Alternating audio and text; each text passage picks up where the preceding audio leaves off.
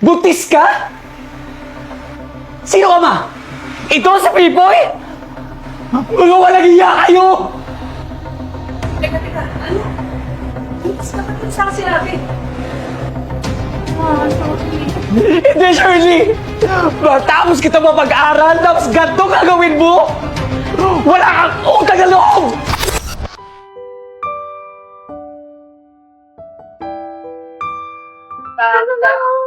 Ano ba naman yan? Sabi ko, umagang kay ganda. Ang dami-dami mga langaw. Magsalis nga kayo, mga buwisit. Teka. Ang may narinig akong di maganda eh. Excuse me may problema ho ba tayo? Kasi sa araw-araw na lang na dumadaan kami dito eh. Lagi ho kayo nagpaparinig eh. Ay, sorry naman. Tinatamaan ba kayo? Bakit? Mga langaw ba kayo? Huwag mo na siyang pansinin, Han. Tara na. Kung hindi naman kayo bibili, pwede ba umalis na kayo sa harap ng tindahan ko? Alis! Mga malas kayo sa negosyo. Alis na kayo.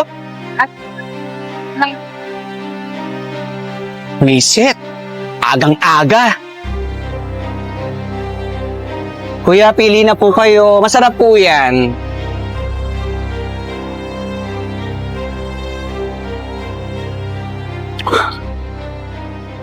Oh, kuya. Nakasimangot ka na naman? Oo. May kaaway ka ba na namang customer kanina? May kaaway ka na naman bang customer? Oo, meron talaga akong kaaway. Mga maduduming langaw. Langaw na naman, kuya. Parang nung isang araw ka pang kaaway mo ay langaw eh. Alam ko na. Sina ate na naman yan, no? Oo, sila nga. Sino ba bang magpapasira ng araw ko kundi sila? Hindi ko malilimutan mga ginawa nilang pagtataksil sa akin. Mga buwisit sila.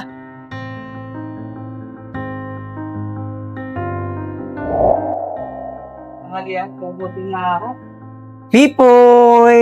Uy!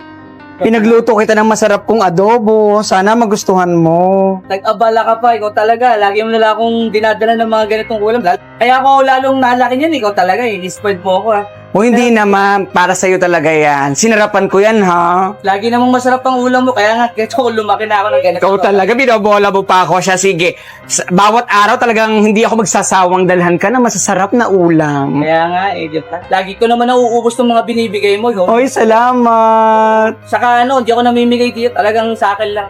Siya, sige ha. Enjoy mo yung lunch mo, ha? Bye. Tama-tama. Uy, ingat ka ha. Oo, sige, Bukas ulit, ha? babalik ako sa Bukas ulit. tindahan. Oo, talaga. Ano ba gusto mo? Gulay? Masarap. Ayun, sige. Chop suey? Ay, favorite ko yun. Alam na alam mo yan. Sige, pagluluto kita ng chop suey. Sige. Thank you ha. Okay.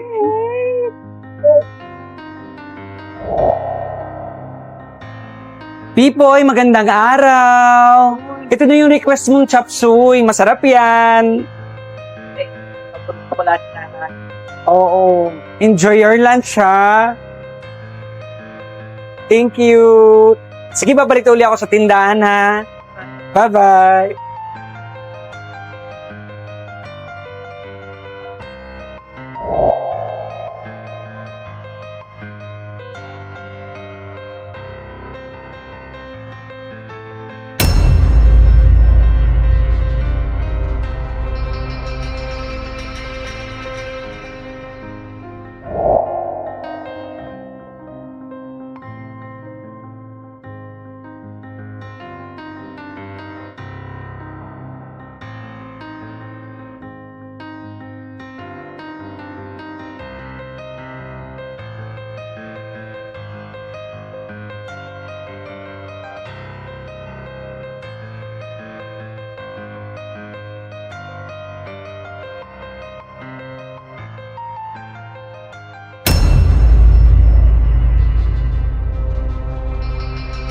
Tama nga ang hinala ko.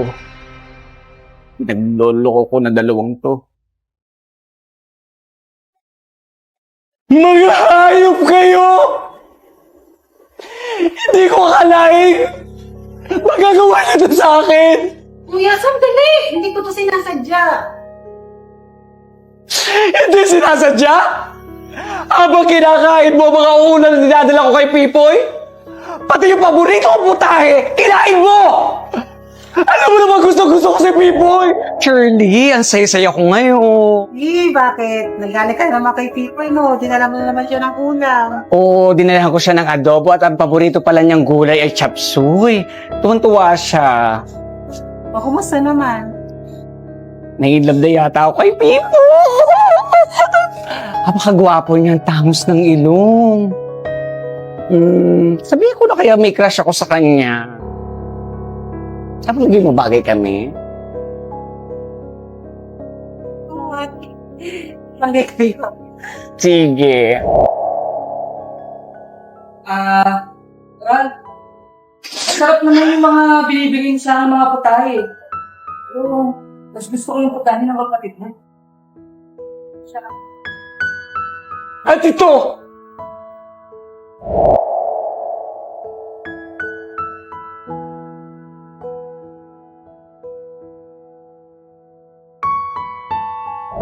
Ano gagawin dito ako? Buntis ka? Sino ka ma? Ito si Pipoy? Mga walang iya kayo! Teka, ano? Buntis ka ba yung sa sinabi? Sorry. Hindi, Shirley! Matapos kita mapag-aral, tapos ganito gagawin mo?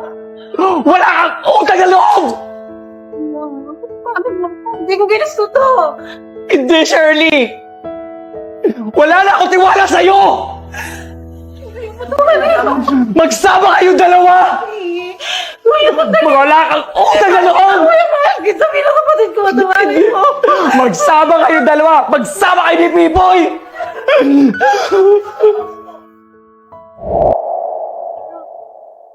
Abot na po kaya ako sa tinda niyong ulam?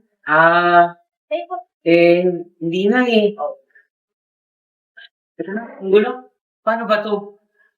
Sige na, upo ka na lang dyan. Isa-serve ko na lang yung isang order mo, ha? May isa na lang doon na natitira na tula. Yun. Thank you po, tito.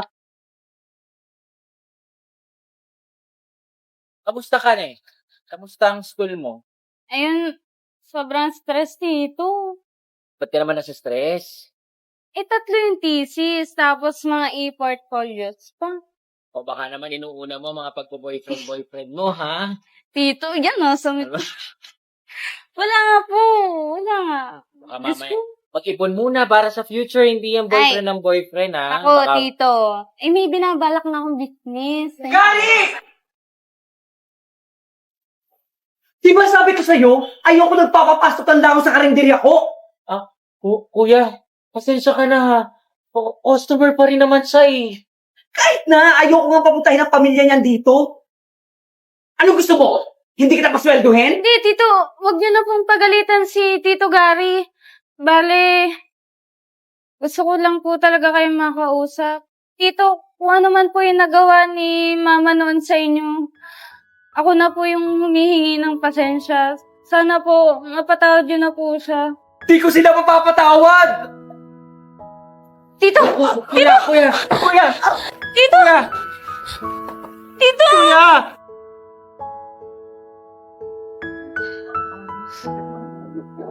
Kuya, Anong nangyari? kuya, ito muna ang tubig. Uminom ka muna. Paano hindi sasakit ang ulo mo, nahimatay ka na kanina?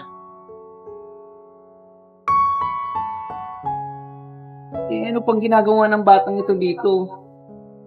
Kaya mo na, kuya. Nakalipas na naman yun. Kuya!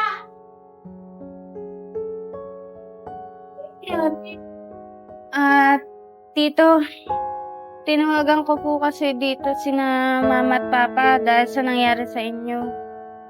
Tito, sana po magkaayos na kayo ni Mama. Sa tagal niyo po hindi nag-uusap, ilang taon din po. Miss na po kayo ni Mama. Saka, di po siya nakalimot sa pagmamahal niya po sa inyo. Tito, sana po bago magbagong taon, magkaayos na po kayo ni Mama. Kuya. Alam po, malaki yung pagkakamali sa'yo. Sana mapatawad mo ako. Gusto kong bumawi ko. Gusto kong ipakita sa'yo yung pagmamahal ko bilang kapatid. Sorry, kuya.